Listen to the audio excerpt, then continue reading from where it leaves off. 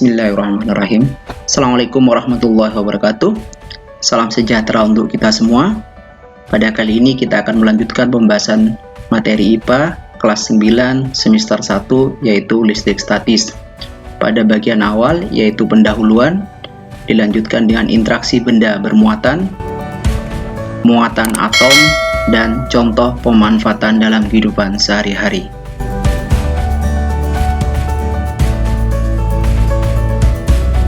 Tujuan pembelajaran. Setelah mengikuti proses pembelajaran, peserta didik diharapkan dapat: yang pertama, memahami konsep listrik statis dan gejalanya dalam kehidupan sehari-hari. Yang kedua, menjelaskan interaksi antara muatan listrik. Yang ketiga, memahami penggunaan listrik statis dalam kehidupan sehari-hari.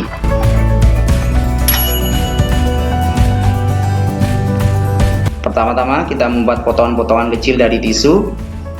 Kemudian potongan-potongan kecil ini kita dekatkan dengan penggaris. Kita coba, ternyata tidak ada reaksi. Namun setelah potongan penggaris ini digosok dengan tisu ataupun dengan, bisa kalian coba juga dengan rambut, maka ada interaksi di antara keduanya. Penggaris plastik dapat menarik potongan kertas setelah penggosokan.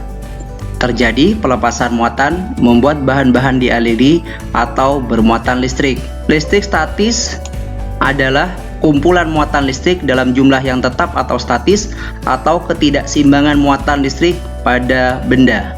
Apa saja jenis muatan listrik dan bagaimana interaksinya akan kita pelajari lebih lanjut. Kita perhatikan pada animasi berikut. Jika sebuah balon kita dekatkan pada tembok, tidak ada reaksi. Didekatkan pada kain wol juga tidak ada reaksi. Namun apa yang terjadi setelah balon ini kita gosokkan kepada kain wol? Kita dekatkan pada tembok, nempel, dekatkan ke kain wol kembali, juga tertarik. Kenapa demikian? Kita coba lagi. Kita mulai dari awal, kita tunjukkan muatannya. Pada awalnya, sebuah benda ini dalam keadaan netral. Kenapa netral? Jumlah yang sama antara muatan yang positif dan muatan yang negatif. Setelah digosokkan, maka akan ada yang berpindah. Apa yang berpindah? Hanya muatan negatif. Sehingga ketika didekatkan ke tembok, maka nempel seperti ini. Bagaimana dengan dua balon? Balon hijau awalnya netral, setelah digosokkan dengan kain wol maka menjadi bermuatan negatif. Setelahkan dengan balon, tidak mau. Kenapa demikian? Berdasarkan demonstrasi tadi, apa yang terjadi pada balon kuning dan balon hijau setelah digosok kain wol? Setelah penggosokan, apa jenis muatan balon, baju, dan tembok? Apa yang berpindah saat penggosokan sehingga suatu benda bermuatan positif atau negatif? Ingat, penggosokan tidak menciptakan muatan. Berdasarkan animasi tadi, peristiwa yang terjadi hanya perpindahan muatan dari benda satu ke benda lainnya. Kita bahas satu-satu. Apa yang terjadi pada balon kuning dan balon hijau setelah digosok kain wol? Tolak-menolak. Kenapa demikian? Karena muatannya sejenis. Apa muatannya tadi? Tidak, muatannya negatif. Setelah penggosokan, apa jenis muatan balon? Balonnya menjadi negatif, sedangkan bajunya menjadi positif. Kenapa balon negatif? Karena dia menerima elektron. Kenapa baju positif? Karena dia melepas elektron. Bagaimana dengan tembok? Tembok itu netral. Apa yang berpindah saat penggosokan sehingga suatu benda bermuatan positif atau negatif? Ingat tadi, yang boleh berpindah itu hanya elektron.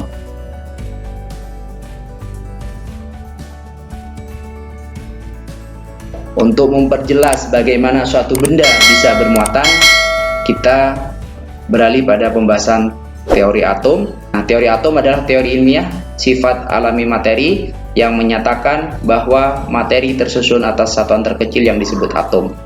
Bagian terkecil dari suatu materi itu disebut atom. Jika diperjelas bagian atom, maka di sini ada bagian yang di tengah disebut dengan inti atom atau nukleus. Nah, yang bertanda positif itu adalah proton, muatannya positif, sedangkan yang tanpa tanda positif atau negatif itu adalah netral, yaitu partikel neutron, partikel elektron yang muatannya negatif. Silakan diingat, proton bermuatan positif, neutron netral, dan elektron muatannya negatif. Nah, bagaimana suatu benda itu bisa bermuatan? Muatan atom ini yang di bagian tengah proton dan neutronnya berjumlah berapa? Masing-masing 2. Berapa yang mengelilingi? Juga 2. Apa yang mengelilingi? Elektron. Berapa jumlahnya? Di sini jumlah elektron sama dengan jumlah proton. Berarti apa muatannya? Muatannya adalah netral. Sedangkan pada gambar berikut, awalnya sama jumlahnya, 2 juga. Tapi setelah penggosokan, di sini ada penambahan elektron. Menerima atau bertambahnya elektron sehingga jumlah elektronnya lebih besar daripada jumlah proton, maka muatannya negatif. Sedangkan pada yang animasi terakhir, jika suatu benda awalnya netral, setelah mengalami penggosokan ada elektron yang terlepas sehingga dia mengalami kehilangan elektron atau kekurangan elektron sehingga jumlah elektronnya lebih kecil daripada jumlah protonnya. Maka muatan atom ini muatannya positif. Silakan diperhatikan kembali kapan suatu atom itu bermuatan netral, kapan bermuatan negatif, dan kapan bermuatan positif. Nah, bagaimana dengan kaca yang digosok dengan kain sutra? Jika kaca digosok dengan kain sutra, maka akan terjadi perpindahan muatan. Muatan yang berpindah, yang boleh berpindah hanya elektron. Elektron dari kaca berpindah ke kain sutra, sehingga kaca menjadi bermuatan listrik positif dan kain sutra bermuatan listrik negatif.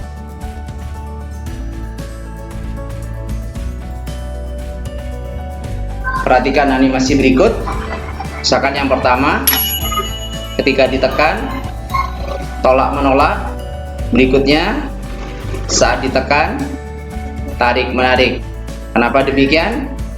Muatan sejenis akan tolak menolak dan muatan tidak sejenis akan tarik menarik. Bagaimana dengan benda netral? Selalu ditarik oleh benda bermuatan.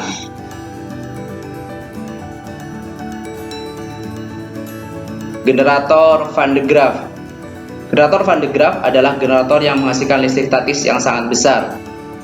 Generator Van de Graaff itu berupa sabuk karet yang diputar sehingga muatannya menjadi sangat besar. Pemanfaatan yang berikutnya yaitu pada penangkal petir. Petir terjadi karena lompatan elektron dari awan bermuatan negatif ke bumi yang bermuatan positif.